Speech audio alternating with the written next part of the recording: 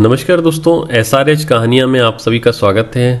आज की कहानी का शीर्षक है सच्चे संत। घटना पिछली सदी के छठे दशक की है। तब वृंदावन एक बड़ा नगर नहीं बल्कि छोटा सा कस्बा था। बांके बिहारी मंदिर के आसपास सिमटा हुआ कस्बे के बाहरी भाग में एक छोटा सा आश्रम था। आश्रम क्या, कुटिया कह सकते हैं। 2 कमरे पक्के, जिसमें एक में गोविंद जी का पूजा घर और दूसरे कमरे में साधु महाराज अपने 2 शिष्यों के साथ रहते थे। एक टिन शेड का भंडार और रसोई घर था। कुछ झोपड़ियां थी। संपत्ति के रूप में दान में मिली एक गौ माता थी। आश्रम की आय का साधन भिक्षाटन था। कभी कभार कोई भूला भटका यात्री आ जाता तो 1 रुपया 2 रुपया चढ़ा जाता था। इससे आश्रम का बाहरी खर्च चल जाता था। फिर भी संत जी 10-20 दिन दुखियों का भंडारा करते थे। इसी तरह चलता रहा। बरसात आ गई। कई दिनों तक पानी बरसता रहा। कोई भिक्षाटन के लिए बाहर नहीं निकल सका। किसी तरह 2-3 दिन तक जमा भोजन सामग्री से काम चलता रहा। अंतिम दिन 1 दिन की ही सामग्री बची। संत जी बड़े चिंतित हुए और पानी में भीगते हुए गोविंद जी के मंदिर में पहुंच गए। संत जी अपने आराध्य देव को पुत्रवत मानते थे। जाकर कहा, गोविंद, आज तो खिला दे रहा हूँ, कल से अपने खाने की व्यवस्था कर लेना। मैं तो भूखा रह लूंगा, पर तुम्हें भूखा नहीं देख सकता, इसलिए मैं चला जाऊंगा। इतना कहकर अपने कमरे में आ गए। इतने में देखा कि एक वृद्ध महिला पुरानी सूती साड़ी पहने बाटा चप्पल में दरवाजे पर आ खड़ी हुई। संत जी उठकर बाहर आए और आदर पूर्वक उसे अंदर ले गए। एक चटाई बिछाकर बुढ़िया को बैठाया।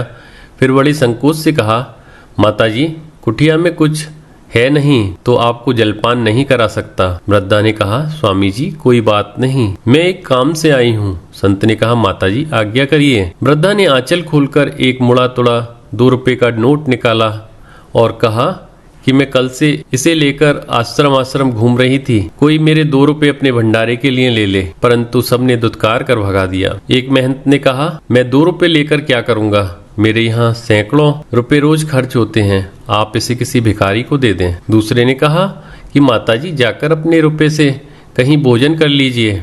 एक और ने कहा, माताजी रखे रहिए, इसमें आपका मथुरा तक का किराया हो जाएगा। संत ने कहा, माताजी मेरे अहोभाग्य जो आप इस कुटिया में पधारी, लाइए मुझे दीजिए, मैं इसी से आज का भंडारा कर दूंगा। वृद्धा प्रसन्न हुई, रुपया देकर जाने लगी। तभी संत जी ने कहा, माताजी रुकिए, अपने रुपए के भंडारे का प्रसाद ग्रहण करके जाइए। माताजी को आश्चर्य हुआ कि साधु पागल हो गया है, 2 रुपए में कौन सा भंडारा करेगा।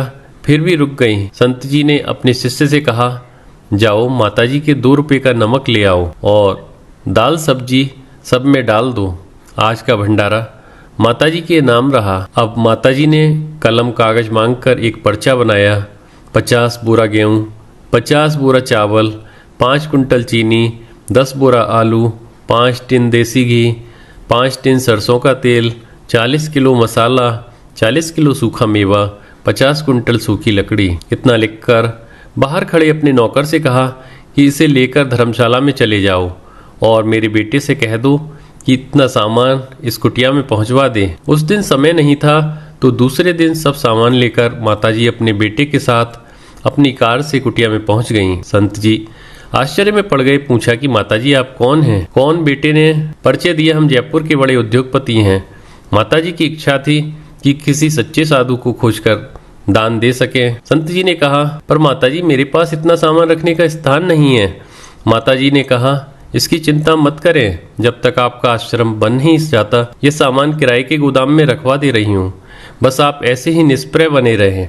बाद में बगल की 1 एकड़ जमीन खरीद कर बड़ा सा आश्रम बनवा दिया। आज वह एक बड़ा आश्रम है। संत जी नहीं रहे, दूसरी तीसरी पीढ़ी चल रही है। ऐसे होते हैं सच्चे संत। दोस्तों, इसी तरह की और कहानियों के लिए आप हमारे YouTube चैनल SRH कहानियाँ सब्सक्राइब करें। वीडियो देखने के लिए आप सभी को बहुत बहुत धन्यवाद।